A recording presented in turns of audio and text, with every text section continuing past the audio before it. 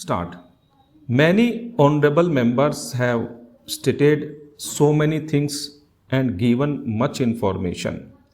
I am not going into all those details just now, but the thing is, when we are discussing the defense policy, one may recall that Pandit Jawaharlal Nehru was very emphatic about keeping defense production in the public sector because he believed that many countries in Europe were very much interested in selling their products to certain buyers so that they could corner huge profits.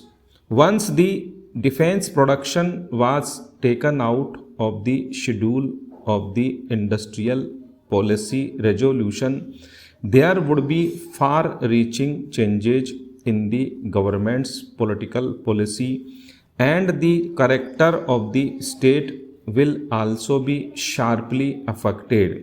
Likewise, I would like to appeal to our government. Our government did not depart from that policy.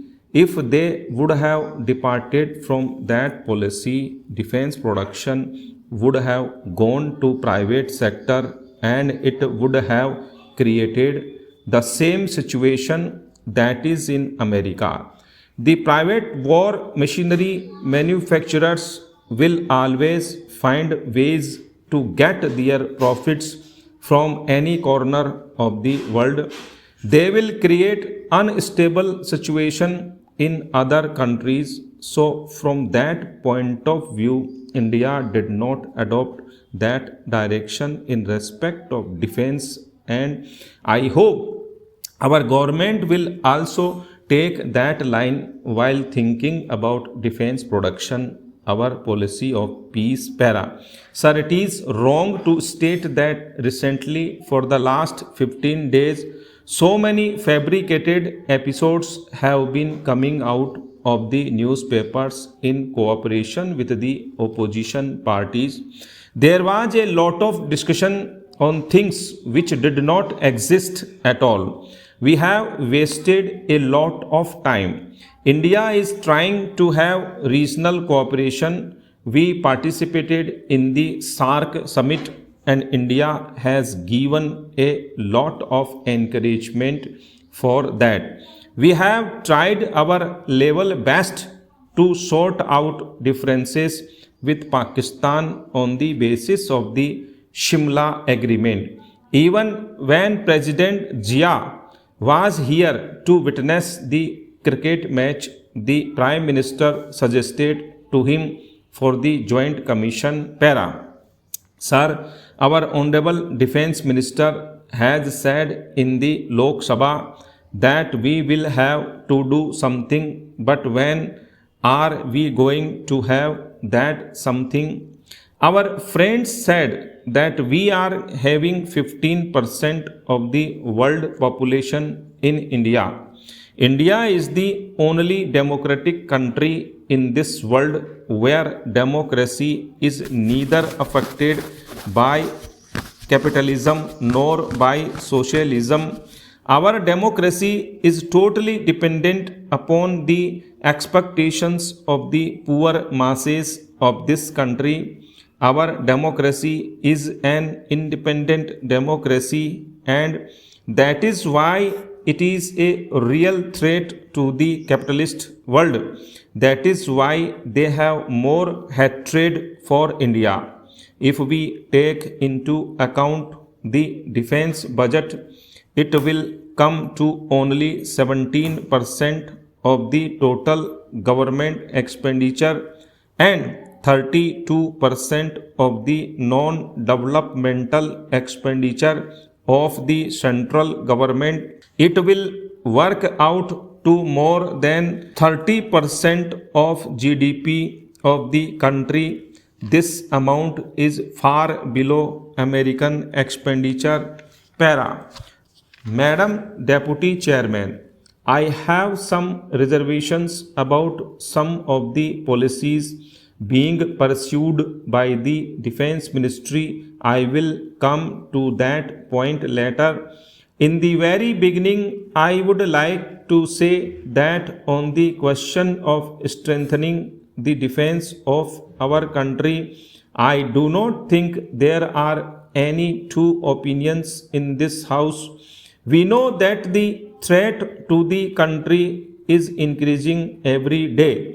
We know that the threat to the security of our country is increasing. The threat to the independence of our country is increasing. There are no two opinions about that. We have to take into consideration especially the recent developments and the massive help given to Pakistan by the USA. These are the implications, these are the disturbing features which are understandable. There is no doubt about it. When Pakistan is armed in this way, definitely the intention cannot be against Afghanistan or against any other country. The intention is very clear. I think there is no difference of opinion on this score either on this side or on that side. We are very much worried about that development. So, any step taken by the government to strengthen the defense of our country will be welcome from either side. We have no objection about that. Para. It is not on such issues that we have got any difference of opinion. Now that part of the thing is very well explained. Now I want to state my difference with the defense policy of the government. During the debates on the purchase of arms in the last 2 days, certain points have already emerged which we cannot overlook. Firstly, there is the massive purchase of armaments from Western countries in a big way. I never thought that our defense department has gone in such a big way to purchase armaments from the Western countries.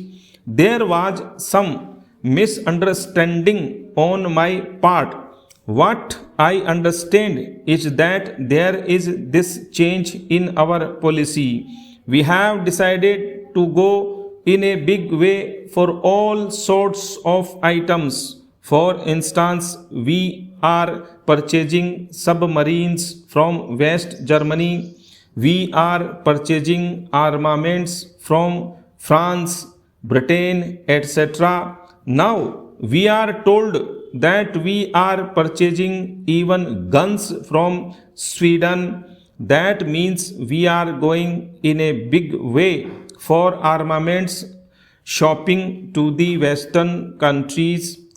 A total change in our policy. Instead of going to progressive countries, we are going in a big way to the Western countries.